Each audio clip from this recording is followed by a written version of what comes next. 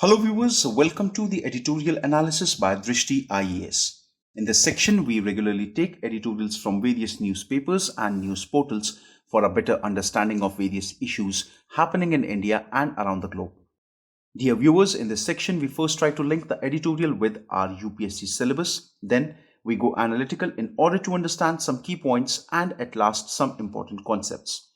Dear viewers, we truly hope that you like this initiative taken by Drishti IAS and your feedbacks are important for us. So kindly feel free to give your important feedbacks in the comment section. So without any further delay, let's commence our session. Dear viewer, this video is available in Hindi as well.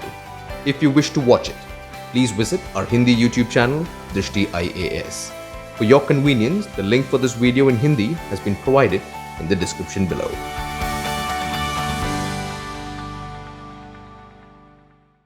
Today's editorial is taken from the Hindustan Times published on 6th of January 2021. The title of today's editorial is India at the Horseshoe Table. If we try to link today's editorial, we can link the editorial with our GS Paper 2, which has sections that include polity, constitution, governance, and international relations. Some key points from today's editorial. Whenever India takes a seat at the United Nations Security Council, there is an excitement about the possibility of it translating into permanent membership. Viewers, like we know that in the month of June 2020, the elections for the non-permanent membership for United Nations Security Council took place and India became a non-permanent member of the United Nations Security Council for the next 2 years. Now, it is expected that whenever India gains the non-permanent membership of the United Nations Security Council, there are several chances that actually say there are several situations when it has been said that India might be able to convert its non-permanent membership into the permanent one. When holding one of the rotating seats, it is a sensible ambition to make the case through diplomatic accomplishments for being a permanent member. But if India really wants to hold the permanent chair in the United Nations Security Council, it has got to make many diplomatic accomplishments where India has to prove before the entire world that it is high time that India should be given a permanent chair in the United Nations Security Council. But expanding Security Council is a tortuous process. But if we speak about what exactly is the process and how lengthy it is to become a permanent member of the United Nations Security Council, the process is extremely time-taking as well as tedious one. At present, the window of opportunity for Security Council reform is closed. As of now, if we look at the present situation, present scenario, owing to the COVID pandemic, there is no chance that in the near future, that means within the next 6 months or 8 months, that there will be any window of opportunity in order to bring some reforms in the United Nations Security Council. Not one of the permanent 5 members, that is the P5, is interested in its expansion.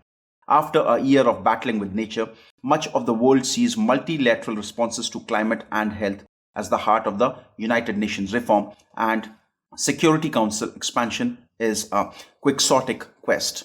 Now, if we speak about the members, the permanent members of the United Nations Security Council, all of them, they do not look in a mood for any United Nations reforms in the near future. Also, after battling with nature in the form of COVID pandemic, the entire world is right now focusing on responses to climate change and situations with respect to health and health development. So as of now, India has to wait for some more time in order to become a permanent member of the United Nations Security Council. In the present scenario, India's agenda sensibly focuses on what is optically useful and realistically possible. New Delhi has a traditional multilateral agenda which revolves around counter-terrorism, peacekeeping, trade, negatively opposition to an intrusion human rights regime. Now see, India has always made its claim towards the permanent membership of the United Nations Security Council, and if we look at the work that has been done by India over the period of time, it has been exceptional and is absolutely wonderful. Now, be it the idea of counter-terrorism, peacekeeping, trade, India has performed very well. Also, India has time and again proved that it is a country which promises and votes for a proper regime which has got all the respect for human rights. Much of these remains relevant, but the coming years should allow India to take up new issues. Climate, public health, maritime security, and digital standards stand out among the century's new challenges. Now, if we speak about the issues where India has worked and performed brilliantly, no one can deny it. But there are several new challenges which will be coming up for India, and India has to prepare itself in order to make its presence in the global scenario. Areas such as climate, areas such as public health, maritime security, digitalization, these are the demands of the new century. And if India wants to be a prominent member, or you can say the permanent member of the United Nations Security Council, India has to work exceptionally in these fields as well. Much of this is on the fringes of the United Nations, but there will be considerable spillover. Global Climate Corporation still uses the United Nations Framework Convention on Climate Change as its foundational understanding. Now, if we speak with reference to climate, India has taken many initiatives and India is doing quite well. As far as the United Nations is concerned, still the United Nations takes the UNFCCC, that is the United Nations Framework Convention on Climate Change, as its foundation. Now, if we speak about the United Nations Convention on Climate Change, it is an international environmental body, or you can say a treaty that addresses climate change.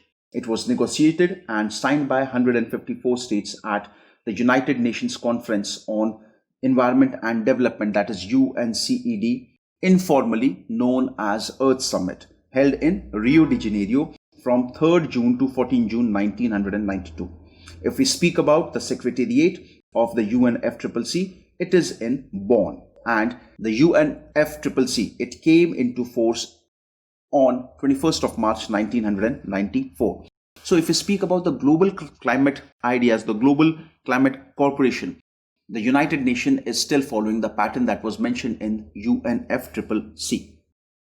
India has made nascent multilateral contributions in the space such as International Solar Alliance, but need to become more involved in rules setting.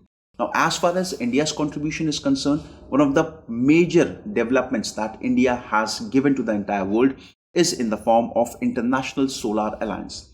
Now, what exactly International Solar Alliance is? It is a treaty between India and France, and it aims at improving the renewable sources of energy, and primarily the focus is given on solar energy. Now, this agreement has actually made India taking initiative or a step towards the betterment, towards the improvement of the climate. But this is not sufficient. India has to work on several more avenues in order to make its global presence when it comes to climate change related issues. New Delhi has called for reforms of the WHO but is yet to provide detail. Maritime security is increasingly intertwined with the need to uphold the United Nations law of the sea against the revanchist tendency of China. Now, as far as the issues, or you can say the reforms related to public health, India has already called for many reforms in the World Health Organizations, but there is no detailed idea about that. So everybody is waiting for what exactly India has proposed and how India wants to bring reforms in the World Health Organization. As far as the maritime security is concerned, India recently became a member of Quad, and the Quad forces are actually trying to curb the imperialistic policies that are recently being followed by China. And if we are not using the term imperialistic, we can say that China has this tendency of unnecessarily occupying or engaging with countries over maritime issues. So the place where India has made its move is definitely against China, and India is doing quite well with reference to that. Global trade will increasingly be about data, a domain where India's capabilities and policies will win point with other developing countries. If we speak about global trade, yes, we are definitely doing quite well. Also, not with just reference to the global trade, with reference to the internal growth. As the reports that were given by the International Monetary Fund, it has been said that for next year, that means For the year 2021, India's growth rate will be highest in the world at 8.8%. Only country after India is China, which will be growing at a rate of 8.2%. So when the internal trade, when the internal growth of country will improve, definitely India will make a mark in the global trade aspect as well. So these are the avenues where India is definitely time and again proving its mettle before the entire world, and it is high time that all the five nations have to think of a reform and make India as a permanent member of the United Nations Security Council. The way forward: whatever the opposition put up by China, if India shows it has the diplomatic skills to get other countries to work together, the case for it being a permanent member will become irrefutable. See, we are quite aware that if India will put up for contention in order to become a permanent member, China will definitely become a barrier. China will say, if India is becoming a member, why can't Pakistan be also a member? So, if India uses its diplomatic skills and policies properly, and all the remaining four countries are being convinced that yes, India can definitely be a part, so the chances of India becoming the next permanent member of the United Nations Security Council are very near and very clear. Multilateralism is the most difficult form of diplomacy and the Security Council membership, even if non-permanent, is among the best platform to display India's ability. See, the most important thing is India has to present itself in multilateral dimensions. Whether we speak about terrorism or countering terrorism, whether we speak about money laundering issues, whether we speak about technology, whether we speak about maritime security, whether we speak about public health, or is it about climate change. So these are the ideas. India literally cannot depend upon one aspect and ask for a permanent membership.